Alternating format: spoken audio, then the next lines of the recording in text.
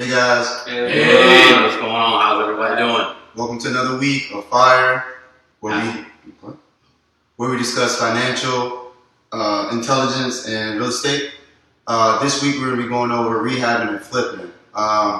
We're talking about current events right now. What's been going on, guys? Like, it's been kind of crazy. Every week in 2020 is a crazy week. So it's like, I'm just looking forward, just riding away. But this week, we was talking about the stock market. Earlier, me and the guys, before we got on here, we started talking about airline stock market. I know, me personally, I invested in Spirit. I know some people did Boeing as well. So stock market took a little crash there. They said that was manipulated. What's your thoughts on it, Derek? Ross? Definitely. I think it's like the inflation, like the bubble effect. It's like when they feel like things are like going better, people want like, oh, okay, let's get into it. Pop, it goes flat. Okay. It goes flat, and it falls right back down. It's that retracement that you can't rise and just not. So what's the purpose of the bubble then? What you guys think? What's the purpose of the bubble for people? Take money. Take money. Get their money back. Look how much money they just put into the the economy. Mm-hmm. They gotta get that stuff back. They gotta put it back. That's true. And it gives people a sense of security in the markets. Go and spend your money because the markets are good, the economy's good. Whether it is or not, if they say the stock market is good, the housing market is good, people are gonna go out and want to spend money, which makes people that have business and things like that, they benefit. So that's another part of manipulation. So I just want everybody to notice one thing. Last week and the week before that, they were talking about the stock market's having the biggest surges that it's had. We're very, very close to pre-corona, et cetera, et cetera. And then that happened 2 weeks ago, and then this week it takes a big dump, right? So you guys really have to think about it from the manipulation aspect of it. They were on the media telling everybody to buy in, getting everybody excited, telling everybody, yeah, let's do it, yeah, woo, let's get it. This one up this much, this one up this much. But guess what? Everybody was putting in their money in the stock market 2 weeks ago. And then this week, what happened? It shot down. So let's kind of think about it, guys. Like manipulation, the media kind of got everybody excited to buy in. Everybody bought in. And if, potentially people could have lost everything they just invested. So let's put that in perspective as well. Absolutely. And then that's the thing. That's what we tell you guys to get educated. If you're a stock market guy, if you're not a stock market guy or girl, I'm sorry, that's irrelevant. But what most people do invest in stock, everybody's telling them this is the whole school, go to school and get a college degree so you can become successful. If you have money, you need to put it in the stock market. That's your best investment, which it could be or couldn't be. But if you're just putting it in blindly and you don't understand how it works, and that's how they get the average 90% of people, I'm investing in the stock market. And you ask them, what do you know about it? Oh, I know that Apple did this. No, you don't know about the stock market. You heard what the media said about Apple or this or that, and so you want to go put your money in there. But you don't understand how it works. Again, it's education, right? Because, again, stock market is manipulated. Housing market is manipulated. So if you don't really understand how it works, you're going to fall into that crash and ups and downs. And you know what I mean? And most people are not really making money in the market. It's the people that really understand the markets and the people that have a large amount that understand how to invest in the market that make money. Most average everyday people, if you're investing $20,000, $30,000, $40,000, $50,000, in today's market, you're not making a lot of money. If you make 8%, that's awesome. That's great. And 8% of 50,000, really, is that gonna, a little, vacation down the road? So what else been going on this week, you guys? We don't want to do too much in the stock. What else have y'all been hearing? How's the real estate been going on? Where you guys are? Buy and hold. Buy and hold. That's what everybody's talking about. The way things are going, it seems like the real estate market, people are buying and holding and renting out because it's harder to get a house, right now because of unemployment and everything. Yeah. So it just makes more sense to just rent out, buy it, and rent it out. It's a buy and hold. So if you have the money to buy and hold, it's a good time to buy and hold. Yeah. So I know Ross. Oh, go ahead. I know Ross and I was talking earlier this week about affordable living, and I was talking with the gentleman earlier. Affordable living is about to be the problem for average Americans. You feel like you have 40 million unemployed Americans right now. The average cost of an apartment in the nation is $1,000. So after the $600 that the government is giving you guys, the average person is not going to be able to afford rent, basically. And if it's only keep going up, I know in my neighborhood in Houston, down here in Houston, they're putting up apartments everywhere. I know in Atlanta, they're putting up apartments everywhere. How are people going to be able to afford these $1,200 to $1,500 apartments when they don't have no jobs? Right. So where's the affordable living is where now, so houses between that's rent $500 to $1,000, if you got a couple of those, you win it. Because that's about, you got to have a large, never going to have a problem renting that property out. If you have something rented out from $500 to $1,000, you would never have a problem with a tenant because that's affordable living. And that's where, I mean, when we was talking earlier, that's where a lot of this economy is going because, well, you're going to have a lot of people, a lot of roommates. There's going to be a lot of people who have roommates. And I know in D.C., they're building apartments that have bathrooms inside the bedrooms because they know the average person in D.C. won't be able to have an apartment by themselves. And I know it's going to be 3 bedrooms.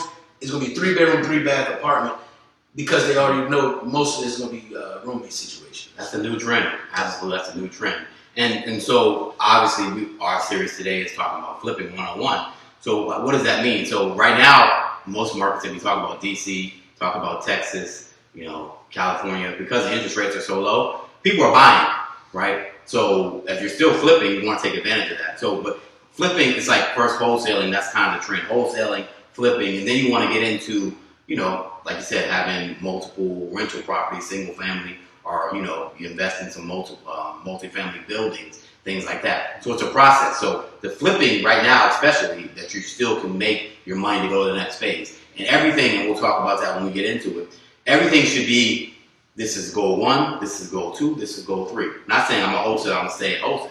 I'm a flipper, I'm going to stay at flipping. You should have progressions, right? You should grow with everything that you're doing. And that's what we're going to talk about today. There's definitely levels to it, man. I mean, if you want to just, it's like a starting point. You have to start somewhere and you have to work your way up. And it's just how it is with everything. That's how it is with life. So, same with real estate.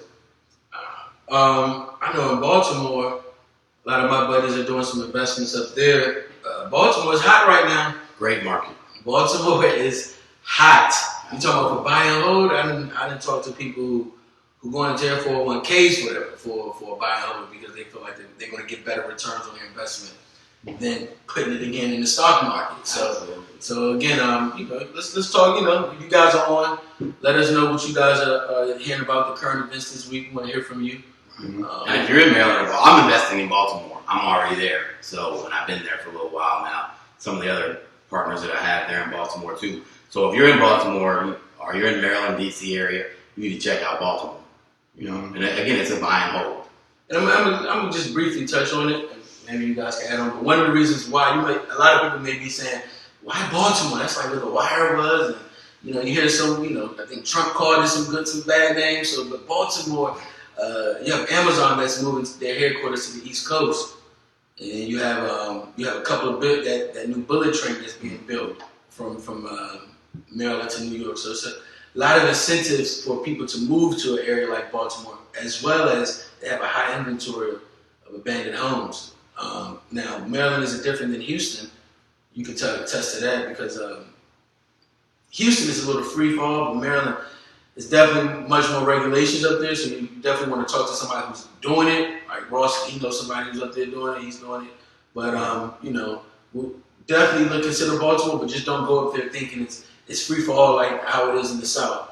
That's all I wanted to put that out there. And Baltimore's still the hood now. I mean, it's the hood. When I say hood, it's hood. But again, if you're going in there with a philosophy, you're making money, you're doing what you do, you're kind to neighbors and things like that, then, some of those people have been there a long time. Some of the people are just getting in.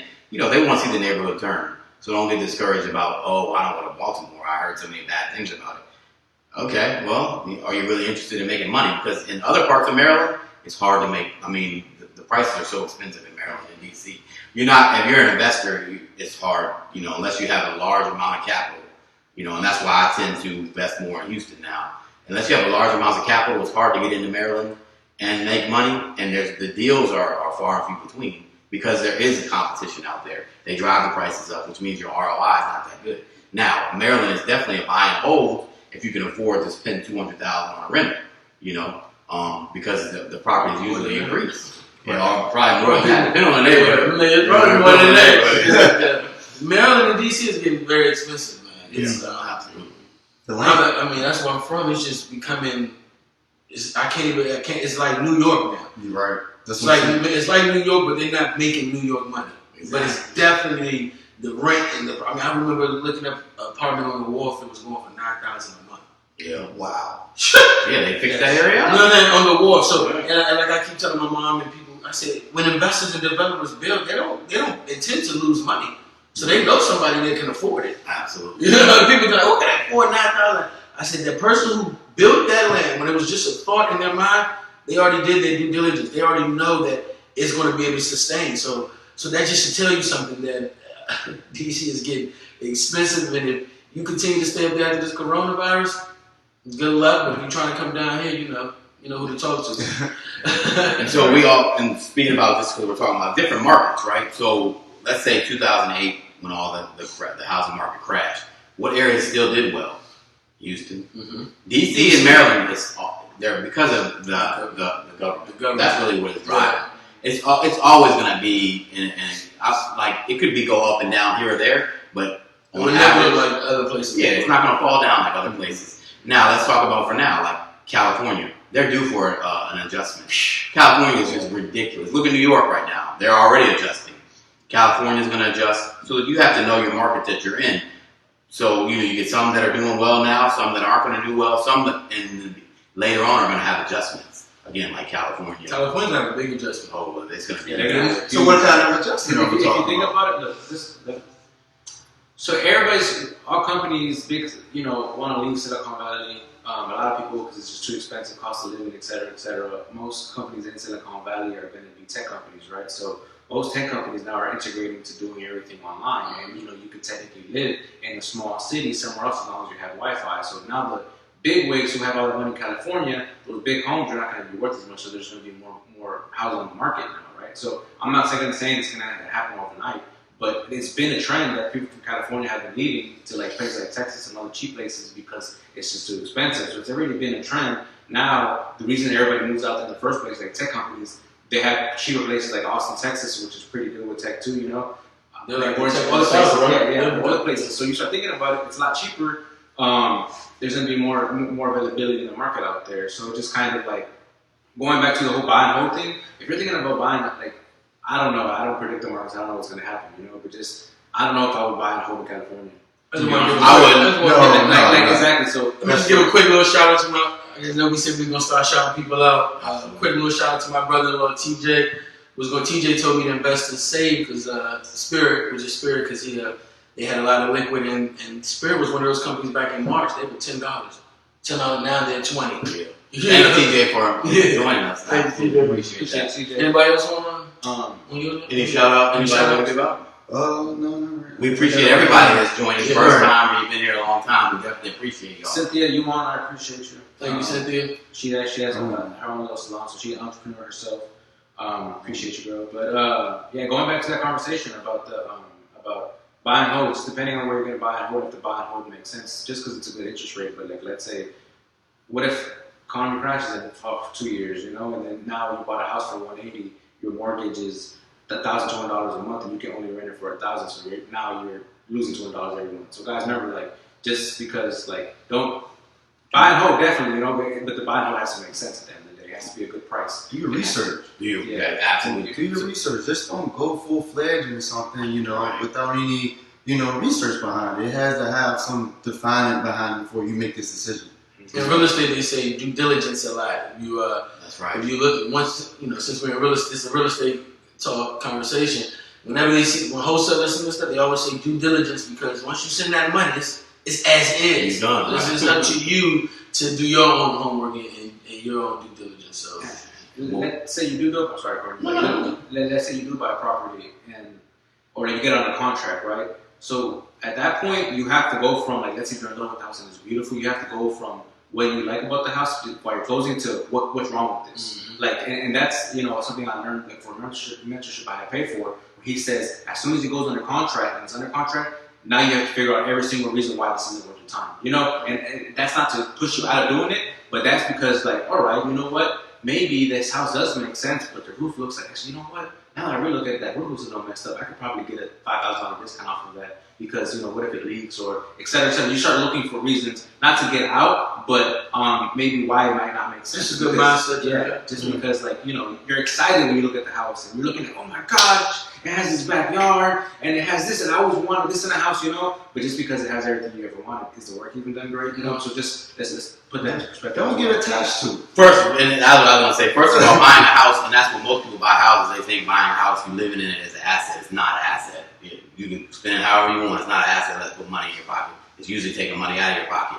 You can thank Robert Kiyosaki for that term, and they blasted him forever for saying that. And then they saw in 2008 when the market fell. Now people are upside down.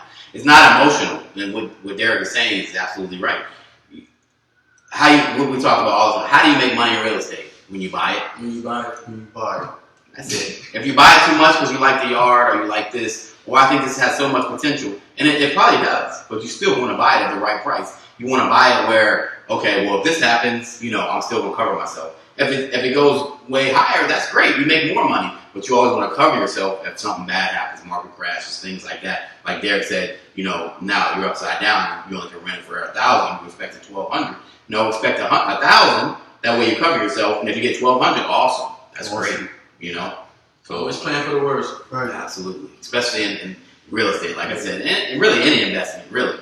If you break it down, but since we're here talking about real estate, So it's true. Any investment I've ever made, like what mentality you have to like kind of have in a sense. You don't go in with the mentality that you're going to lose it, but you have to go in there with the mentality that this might be a loss. So don't risk something that you're not willing to lose.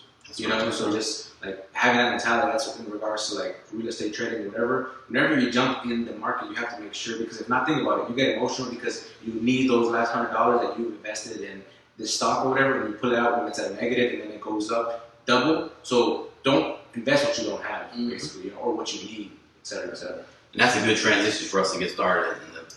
We're going to go back. Some of the people that have been with us already, they're going to see some of the stuff that's similar already. So what we do is usually on a 6-month basis, we recycle what we learn. That way new people are coming on, they can learn it from start to beginning. And we'll do that. We already just went through the wholesaling aspect of real estate. Now we're going into flipping for several weeks. And then we'll go on, multifamily, ALF, things like that are, We the actually next progression. We'll have hopefully take y'all to a property that we're flipping on. So stay tuned. You'll actually get to see some behind the scenes work of because Ross got a house that he's flipping right now that you guys would definitely like to see. Then you have the opportunity to actually invest in some of these properties and get some return back. So We'll that's talk the about most that important too. thing. That's right. But So we're gonna definitely stay tuned. Definitely want y'all to. This is the fun part. Wholesaling was good, but this flipping is how you see it on the TLC shows and all that good stuff. But it's a lot of work behind that stuff. No, even the real here. I would even put it on the laptop and say, "This is what it's going to look like." Yeah, Best believe somebody is pulling those comps, doing the homework, is getting those contractors and those crews out there together. Yeah, so don't think it's just that easy. So we're going down into it. I'm going to transition to the class now. You guys, We're going to share a screen. Can you get rid of the top there? I can see it from here. We're good. But the smalls, I can see it. Yeah. there you go. So Jay is actually our guy that handles all our media and marketing and all that. And he actually has a business that he does that. I was just plugging him a little bit. So if you're looking for some of those services, definitely hit him up. You can hit him up on here, or his information. You can post that later. So as he was talking about, we're going to transition into the flipping 101. So one thing we talked about, we said wholesaling. Now we're going flipping, and then we're going to talk about other things later. I think the biggest problem that people have with investing or real estate period is, and it's why it's so popular, why these TV shows are so popular, why you can go to these classes. I'm an example. I did one. I spent $10,000 on them. That people are so excited because they think it's quick money. Unfortunately, I'm sorry. If you're on here because you want to make quick money, don't get into real estate, right? You think, I flip a house, I can make all this money. And if your goal is, and everybody has a different goal, and we'll talk about that. If your goal is just to make, flip a house and make 10 grand, do that once or twice a year, then yeah, you definitely can do that. Absolutely.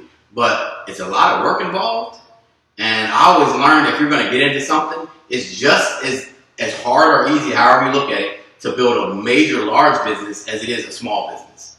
So if you're going to do the work anyway, which is the same amount of work, you might as well get into it thinking large, thinking big. One book, Magic of Thinking Big.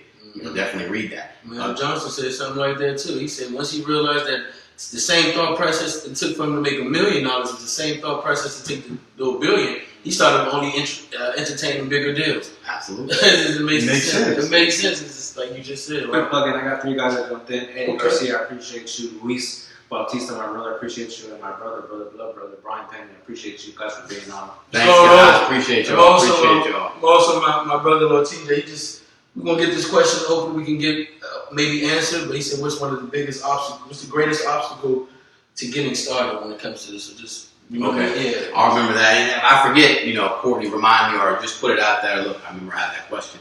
So again, we'll get into it. So you see Flipping 101. So we're gonna get into the basics. Basically, like I said, you starting a business, right? Because this is a business. You're not just going in, like I said, flipping a house. If that's what you're here for because you heard it on TV or you went to one of these classes where they charge you tens of thousands of dollars, and now you think, oh, I'm going to go and flip some houses. Again, you can do that, but it's the same amount of work for you just to create a business. And long term, if you're employed or whatever you're doing, you can create a business where you can walk away. You have rental properties. You have a good team of flippers. That, now you're creating a passive income. And we all know, my opinion only, and it's an opinion amongst a lot of wealthy people, that real estate is the best investment. Because first of all, it's a hard asset. You can knock on the door. If it's a rental property, you can see it, you can touch it, you can feel it. You can control what it does. For example, and I learned this when I first got into real estate. So say you bought a house, a rental property, and it has a driveway but no garage or no carport. If you go in and put a carport, you just increase your rent $50, $100 just by putting a carport in. So when I say that, I said if you have rental properties or you're flipping, you can add things to the house. You can add an addition, if you're flipping. Or You just have land. you can have the land, right? So you can increase what you make. Now in the market, you can't do that. In the stock market, you can't do that. Again, you don't have no control over it. Put your money in, whatever happens, you get your money out. In real estate, you can control it. And that's why I like real estate as an investment model. Again, everybody has their own likes and dislikes. One of my reasons why I like real estate is because one person told me God has put the land here which you have to work with. So you value that land as population grows. That land that you have is going to be worth more, just like how it is in Houston. Just the city, the inner loop of Houston is booming right now. And if somebody wants that, they're going to have to pay a high dollar in order to get into that same spot. So that's why real estate is one of the best transfer of wealth. Best things. And you have to, again, educate yourself, and that's what we're here for. Now, again, I'm going to keep talking about the big people. And I went to Robert Kiyosaki School, and most of y'all know that. And how long have you been doing it? I've been doing it probably for 10 plus years now. And I'm doing pretty good, but I'm not wealthy. I ain't rich. So, and that attests to, if you're going to create the business, it's a process, right? It ain't no get rich, get in, and that's any business really. If you're ever in a business and you think, well, I'm going to make this money right away, that's why a lot of businesses and things like that, stock markets, even real estate, it's so appealing to people because why you just get in and make a whole lot of money? Nope, it never works that way. I don't care what business you're in. You're not going to get in and make a whole lot of money. That's why people, they get into real estate, like I said before, people come and go. Other businesses, you come and go because you're thinking, when I get in, I'm going to make all this money right away. It takes years and years to make money. If that discourages you, then real estate or any other business is not conducive to what you want to do. So you might want to think about doing something else, You gotta start somewhere. Let's start with You got through the list. Absolutely. So again, we're talking about rehabbing. Some people call it rehabbing. I'll talk about terminology. That's important for you if you're getting in real estate to understand the terminology. Because when you start doing deals and things like that, you're going to need to know the terminology because you're going to be dealing with wholesalers, other investors, banks, hard money, whatever. And you need to know the terminology because they're going to say something like, what is that? So that's a part of your education. Definitely one of the language. And some people call it flipping. Some people call it rehabbing. And we're talking about, this is a process of you buying a property at a discounted rate. You go in and you fix it up, you remodel it, and then after it's remodeled, you sell it. That's what flipping and rehabbing is, right? Buy and hold, we'll get into that later, that's different. But this is flipping and rehab, right? For those who may have asked the question just now of what is at a discounted rate, go look at our old videos of wholesaling. That's how you purchase at a discounted rate. Because I know that was a question that I had when somebody first told me, well, how do I find it at a discounted rate? So just look at our other videos that we have on YouTube and on our Facebook page to that talks about that. And absolutely. And some of the questions you're gonna ask are a bit too early because this is one class where I'm gonna teach you flipping in an hour.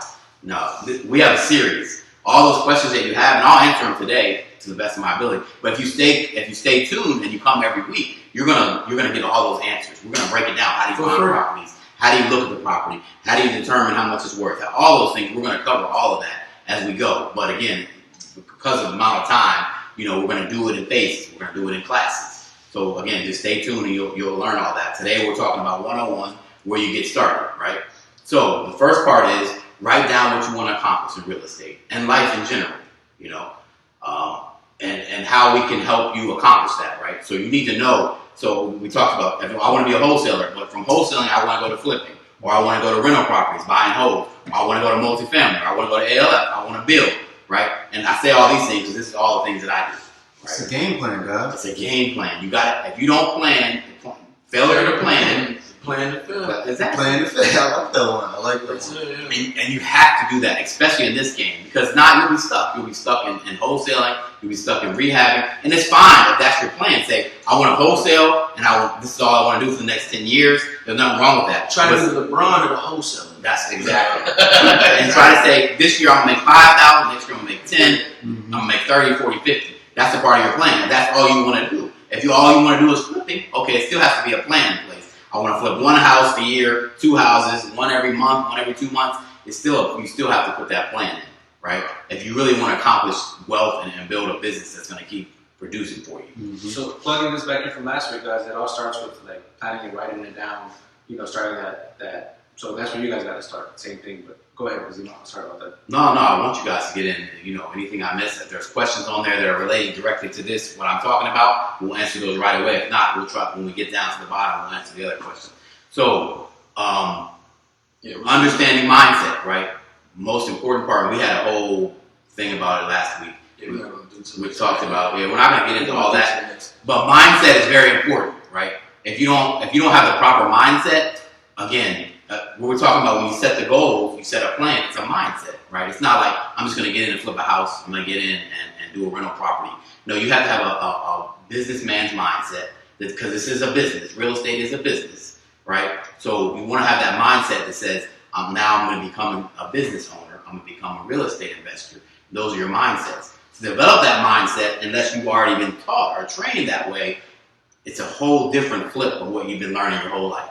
You've been learning to go to school, get a college degree, go to work, and invest in the stock market. This is a completely different mindset. So stay tuned. Right. And you have to educate yourself. I can only do so much, right? And I'm only at a certain level, right? I don't sit on here and pitch that I'm the greatest real estate investor. I'm the only person that knows flipping and want to, buy and hold and all that. That's not what I'm saying. What I'm saying is this is a good start for you. It's free. I can take you to good levels, but you still want to keep increasing your knowledge. And you get other people that have been doing it for a lot longer than me. I'll plug Robert Kiyosaki. That's one of my favorites. There's other people that are out there that have been doing real estate, that have books, not even that, Magical Thinking Big, mindset books as well. Books that help you develop the confidence to go out there and do it. Because the biggest thing in any business is fear. Mm-hmm. False evidence is fear in real life. Absolutely. You're scared. You don't want to get out there. Let's go to the next. Let's go down. I got it. I want to hit each. Go down a little bit. I want to hit each topic because again, this part of it. Go up. I'm sorry. Because each one of these, and you can always check this out on. Again, you can rewatch it on Facebook or YouTube, so you don't have to worry about writing every single thing down. Go back and rewatch it. I know Brittany's on. She's always on. She always tells me she goes back and rewatches a couple times. Keisha, she's always on. They always go back and watch it. That's what a person that's really interested in wanting to learn about real estate, right? Again, I'm not going to get into today that now when you leave this class, you're going to be able to flip houses. No, this is the process, a part of the process that we're having. So the next part, study communication skills and how to develop. We talked about having meaningful conversation with people. Some of the t-shirts that we have on, it helps you start a conversation. Let's talk real estate, right? On the back of it, it has flipping, it has, wholesaling, investments, selling, buying.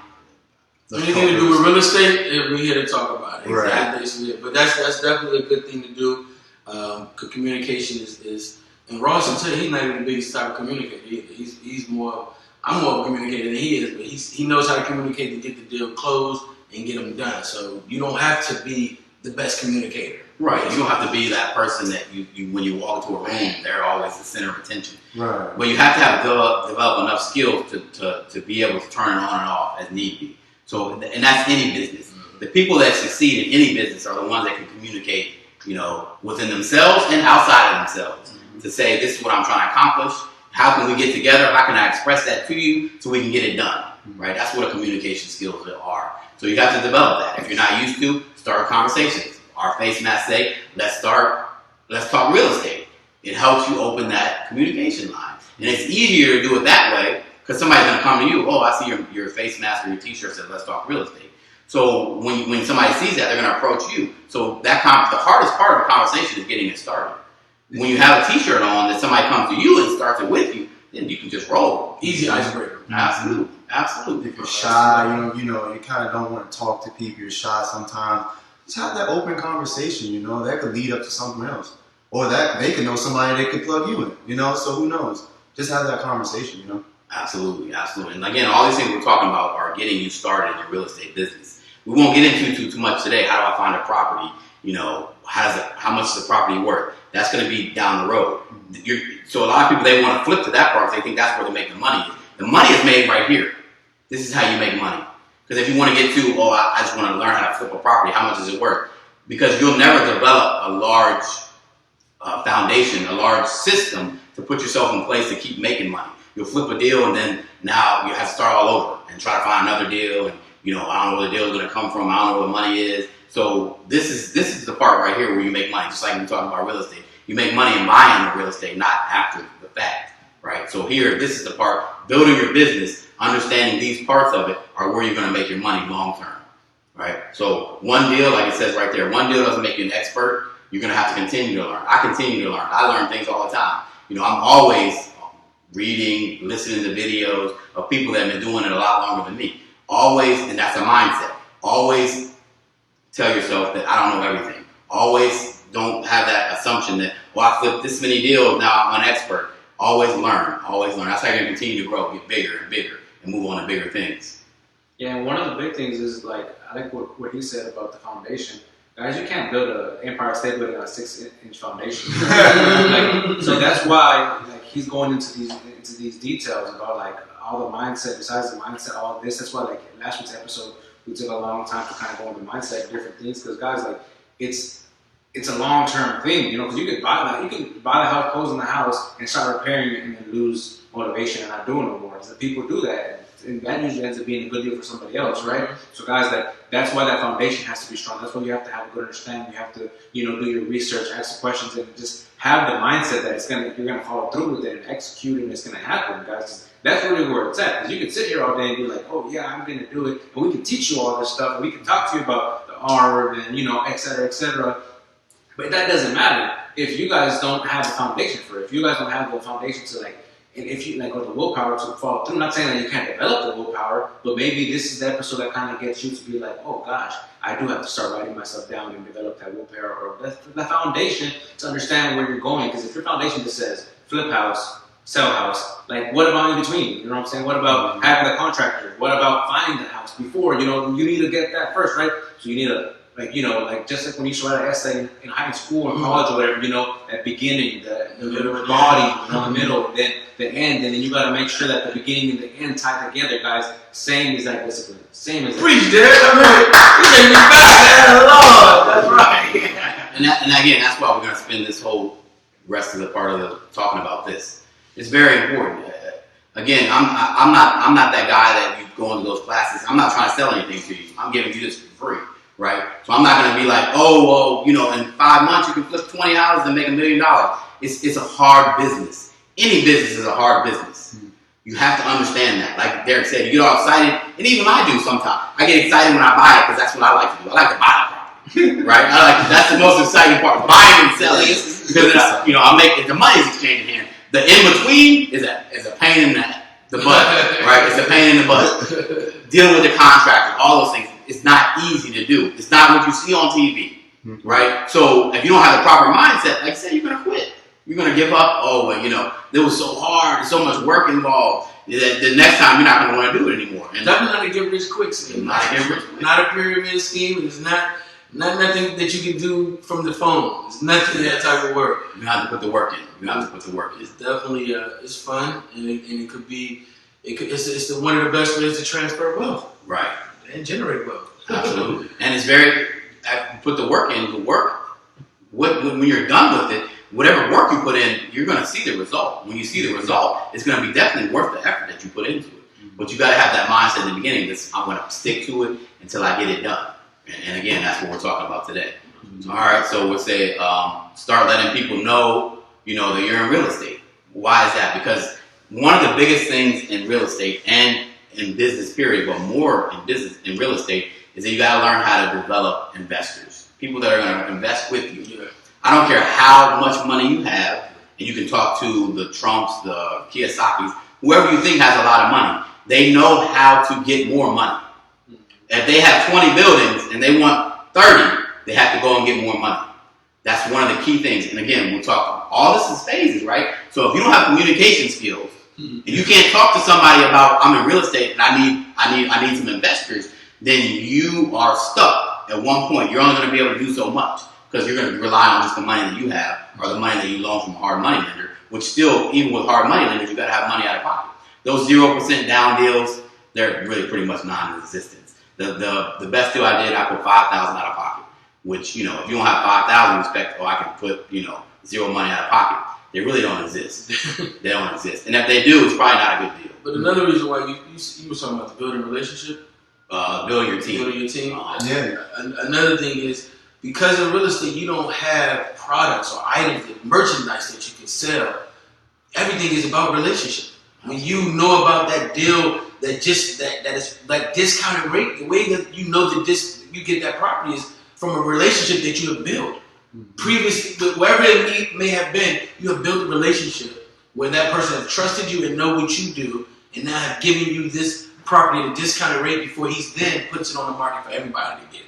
So that's why relationships in real estate is significantly important, and because this industry is so small, and I've only been in Houston for 4 years, and I meet people all the time from just the little industry. It's not that big. So relationship is everything, and your brand is more important than everything. So you can't come into this and screw over people, because again, it's like any other like the entertainment industry. Any industry has its niche. It's not as big as people think it is. Absolutely. It's the same people who want the same friends and hang around the same people. So don't think it's. And I've heard that from entertainers to any That's industry. true. They always say, "It ain't that big," It's You not. don't want the same people. So if you screw somebody, It's going to get everybody around. don't know. So you got to so your building that team is so important, and building your brand and making sure your name is valuable is even more important. Right. You know what I'm saying? So when we go ahead. I mean, like he's saying, brands. Like if you have social media, that could be your brand. That could be a start of your brand. I do digital marketing and advertising. Branding is very, very important to what you're doing, because that's how a representation of you. That's your brand. So if they see you and that's your brand, you want to have a good idea. Like, oh, okay, that's what she does. That's what they're into. That's what So if you're just using social media for a personal platform, go for more of a business way, and start to brand yourself, Absolutely. And that's, again, when we talked about, first of all, letting people know you're in real estate, that way you can start being able to raise money. And we're going to have a whole class on how to raise the money. But if you start telling people now, it puts that bird in their ear already. You buy one of your shirts, they already know you do real estate. Absolutely. There you Get go. a shirt mad. Right. They say, "Let's talk real estate." They gonna know what you do. They don't say, "Let's talk basketball." Right. So they ain't gonna think you're a basketball player. Right. So Whether that's in the picnic to the graduation, people won't know. And that's where you're going to raise most of your money, friends and family, in the beginning.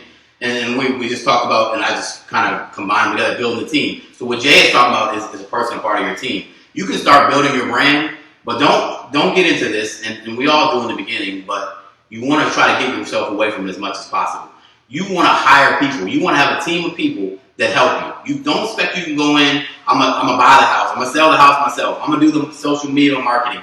That's where it becomes very stressful. Yeah, and then you're not gonna enjoy what you're doing.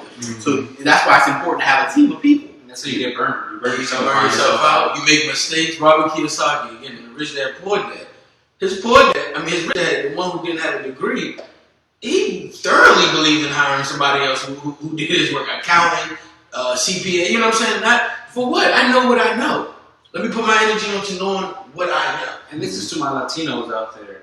Hire somebody to do your stuff. Like seriously, like if you're gonna make more money doing something else than putting the wall up yourself or et cetera, and I'm not saying you have to run your business or anything like, because everybody's circumstances may be different, you know. But if you know kind of how to do it, but not so well, but you're gonna spend more time, you're gonna waste more time trying to do it. Why do it? Because I tell you, in the Latino community, all the time they don't want to hire anybody to do nothing, because if they're not on top of it, if they're not the one doing it, then it's not gonna work out, guys. But regardless, like, the whole purpose is to get it going on itself, and you kind of take a step back and cash flow. That's right.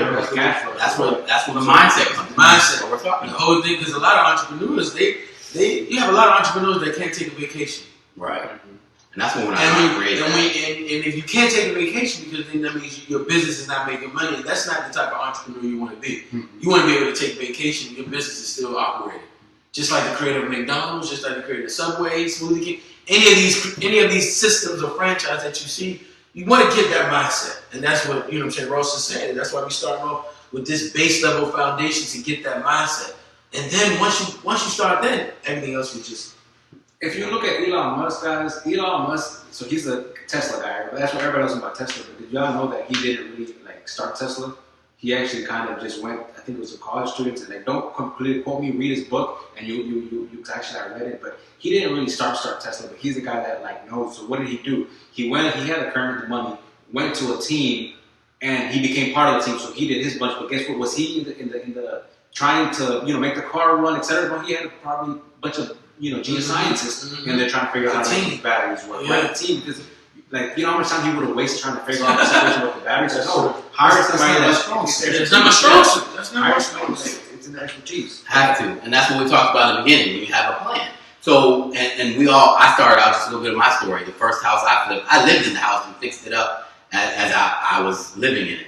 So again, what he's saying, you have to start somewhere. Like, you may have to do all the work right now, but you should have a plan that says, all right, I'm gonna have to do these couple until I build my capital. Then I'm gonna start doing 2 or 3 at a time, and I'm gonna have to hire people to do the work for me, because now you can't do all the work, right? So again, that's a part of setting your goals, setting your plan, have the proper mindset, and that's important. So you have to develop that. Even if you're doing the work now, and you may do 1 or 2 that way, you have to have the mindset or the plan and the goal to say, eventually I'm getting out of this. I'm having other people do it for me. So the next thing we're going to talk about is to start getting familiar with these terms right here, because we're going to talk about them, and then when we're talking about them, you understand what they mean. Tax sale, right? These are foreclosure processes, right? For how you buy your properties. Tax sale is one, right? Pre-foreclosures, which is basically how I buy 90% of my properties. Bank-owned properties, which is REOs, and auctions, right? And a tax sale is technically an auction, but tax sale can be different. Like, you can have a foreclosure auction that's not a tax sale. So it's different. That's why I want you to learn all 4 of those. So learn those, study them, look up definitions, read into them a little bit. That way when we talk about them, you have a good understanding of what we're talking about. Read and look into it in your area. Yeah, your area. That's right. These are those 4 things that he just mentioned is in every area you're in. So here we have it in Houston. What's that website, guys? Foreclose Houston? Foreclose Houston. Or you can go to HCAT. Or HCAT. So, like he said, that's where a lot of your discounted deals come from. Right. And you're not going to find them with a real estate agent. Man, I'm just I'm a real estate agent, but I'm more of an investor. Real estate agents, that's not their job. That's not their mindset. They don't make no money really off of that. And more likely, if they find one, they already have somebody in the pocket that Correct. buy from them. Correct. They already have a pocket investor that wants it. Now, I want to talk about the Corona thing on how that is going to affect it. Just a side note, because keeping it relatable. Corona is probably affecting all of that right now in your area. I know it is in Houston because the auctions are not even open. Right. Auctions, the courts are not open. So therefore, that should tell you something. So I have a property now, and when he speaks about, that's why you're supposed to study yourself to know auctions, right? Because there's online